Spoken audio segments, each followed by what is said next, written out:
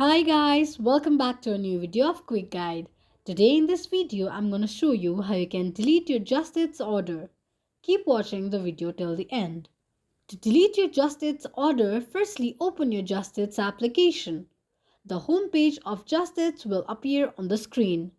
Tap on Orders option. On the next page, tap on View Basket.